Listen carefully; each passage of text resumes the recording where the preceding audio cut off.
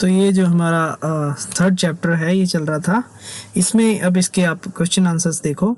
The first is activities, write T for true and F for false. जो आपको sentence सही लगता है उस पे आप टी लिखोगे और जो गलत लगता है उस पे आप एफ लिखोगे। तो first is the king was thirsty, जो राजा था, थ्रस्टी मतलब प्यासा था, तो ये बिल्कुल सही है, तो इसमें आप टी लिखोगे। सेकंड देखो, the minister was familiar with the forest, जो मंत्री था वो फेमिलियर था फॉरेस्ट जंगल से। फेमिलियर मतलब उससे परिचित था, या उसको पता था कि जंगल में क्या चीज़ कहाँ पे है, पानी कहाँ पे है और चीज़ें कहाँ पे है। तो ये बिल्कुल गलत है, इसको नहीं पता था, तभी तो इन्होंने उसे डियर को साल्ट दिया ताकि वो पानी के पीछे पीछे जाए। The minister fed sugar to the deer, जो मंत्री था उसने हिरण को शुगर दिया था, बिल्कुल नहीं, उसने उसको साल्ट दिया था, नमक दिया था, तो ये भी एफ हो जाएगा। आगे फोर देखो, द किंग गॉट वाटर, जो राजा को पानी मिल गया, गॉट वाटर मतलब पानी मिल गया, प्राप्त किया, तो ये बिल्कुल सही है, टी आ जाएगा।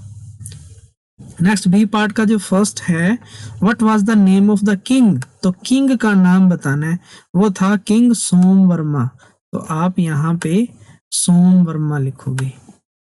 सोम, आप जो लेसन के बिल्कुल शुरू में इसकी स्पेलिंग है तो आप वहां से इसको देख के लिख लेना, सोमवर्मा। Okay. Second, who didn't know whose language, किसको किसकी भाषा नहीं समझ आई, तो यहाँ पे आप हु की जगह तो आप लिख देना किंग, यहाँ पे तो आप लिख दोगे किंग, और इसके बाद में किंग के बाद में आप लिखोगे डिडंट नो हुज मतलब डियर, तो यहाँ पे आप लिख दोगे डियर। ओके, यहाँ पे आप डियर लिख दोगे। थर्ड है, whom did the minister set free, मंत्री ने किसको फ्री छोड़ दिया, तो यहाँ पे आप हिरण लिखोगे, क्योंकि जब शाल्ट गिला के बाढ़ में उन्होंने हिरण को फ्री छोड़ दिया था कि वो पानी के पीछे पीछे जाएं और हमें भी पानी मिल जाए। Where did the deer go, where मतलब कहाँ, डियर मतलब हिरण, गो मतलब जाना, डिड मतलब गया, तो जो हिरण था वो कहाँ चला गया था, वो गया था वाटर की तलाश में, तो यहाँ आप लिखोगे इन सर्च ऑफ वाटर, तो यहाँ पे आप वाटर लिख दोगे। आगे देखो इसका नेक्स्ट पार्ट, बी के बाद C. In this part name two words on each petal which you find in the forest, इनमें हर एक जो पत्ती है उसके ऊपर कुछ ना कुछ लिखा है। यहाँ पे जैसे ट्रीज लिखा है तो यहाँ पे आपको दो ट्रीज का नाम लिखना है, यहाँ बर्ड्स लिखा है तो आपको दो बर्ड्स का नाम लिखना है, यहाँ फ्लावर्स लिखा है, यहाँ आपको दो फूलों का नाम लिखना है, ये एनिमल्स लिखा है, यहाँ पे आपको दो एनिमल्स का नाम लिखना है। ये कहाँ के नाम लिखने हैं, जो आपको सिर्फ जंगलों में ही मिलते हैं वो आपने नाम लिखने हैं। तो ये आपके लिए एक्सरसाइज है, आप ये करना। And B part is, in this part the central part is written here the word every, यहाँ पे every word लिखा है। every का मतलब होता है प्रत्येक या हर, हर। अब जो सभी वर्ड्स हैं उनके साथ में इसको जोड़ना है, जैसे every के साथ में बडी जोड़ोगे तो बन जाएगा everybody मतलब हर कोई, डे जोड़ोगे तो बन जाएगा every day हर दिन, where जोड़ोगे तो everywhere बन जाएगा हर जगह या हर जहां, एवरीथिंग एवरीथिंग हर चीज, एवरी वीक हर सप्ताह, एवरी मंथ हर महीने। तो इस तरीके से ये आप वर्ड्स बनाओगे एवरी को जोड़ के। और ये जो सी पार्ट है इसमें अपने क्या करना है, इसमें जो दोनों हैं, इसमें जो एक आपको दिख रहा है वर्ड, ये दो मीनिंगफुल वर्ड से मिलकर बना है। कहने का मतलब इनको अगर अपने दो पार्ट्स में बांटें तो उन दोनों का भी कोई ना कोई मतलब होएगा। जैसे इसे यहाँ से बांटें तो आई एन इन मतलब अंदर, साइड मतलब तरफ, या साइड जैसे तरफ बोलते हैं हिस्सा। ओके। सेकंड देखो, सन और लाइट, तो इसको आप यहाँ से काटोगे, एस यू एन, सन हो गया सूर्य और लाइट हो गया रोशनी, और ये आप काटोगे यहाँ से, आउट मतलब बाहर, साइड मतलब साइड या तरह, लंच बॉक्स, तो ये लंच मतलब दोपहर का भोजन, बॉक्स हो गया संदूक।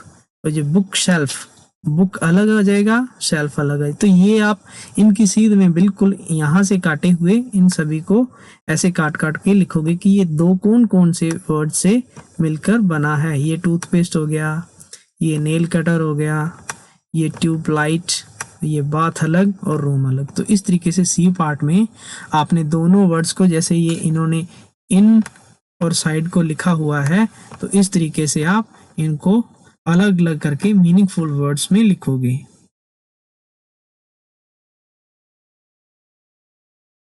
डी पार्ट में देखो यहाँ पे सडन लिखा है, तो आप इसके साथ में ly लगाओगे, यहाँ लिख दोगे सडनली। यहाँ नाइस लिखा है, आप इसके साथ में ly लगा के यहाँ लिख दोगे नाइसली।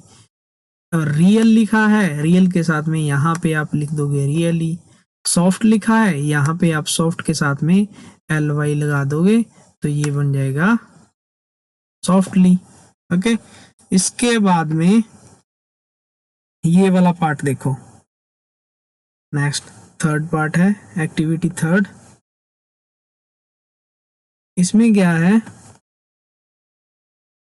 ये दो सेंटेंसेस को जोड़ के लिखना है, ये कुछ खास नहीं है।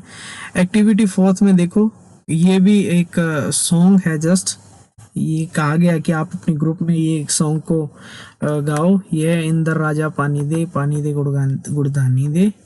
इसके बाद में जो नेक्स्ट एक्टिविटी करने वाली है, ये देखो आप, यहाँ पे कुछ पिक्चर्स दी हैं और ऊपर नेम्स दिए हैं।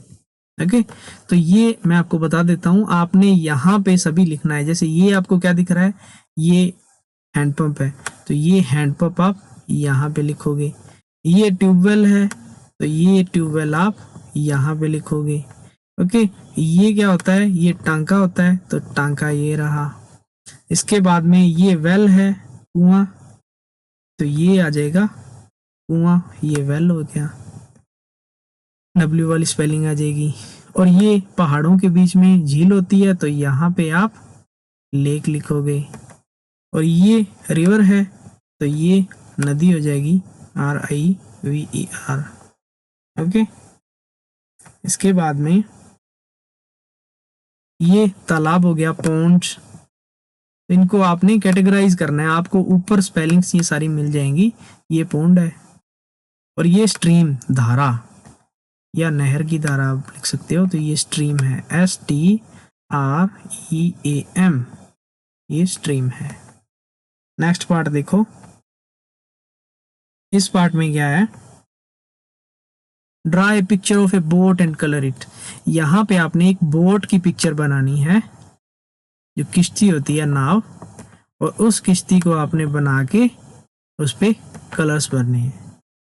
ओके, तो ये भी आप खुद करोगे। और ये जो आपको पिक्चर देख रही है, ये मैं आपको बता देता हूँ, ये रेन वाटर हार्वेस्टिंग है। इस पे आपने 5 सेंटेंसेस लिखने हैं, आप पहले ट्राई करना, उसके बाद में मैं आपको कराऊंगा।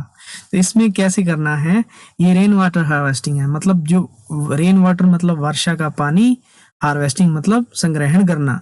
तो ये देखो, ये बादलों से ये पानी आ रहा है, ये छत पर यहाँ पे जमा हो रहा है, और ये छत से ये दोनों पाइप्स लगी हैं, इन पाइपों में से यहाँ से ऐसे पानी आता है, और यहाँ पे ये फिल्टर लगा है।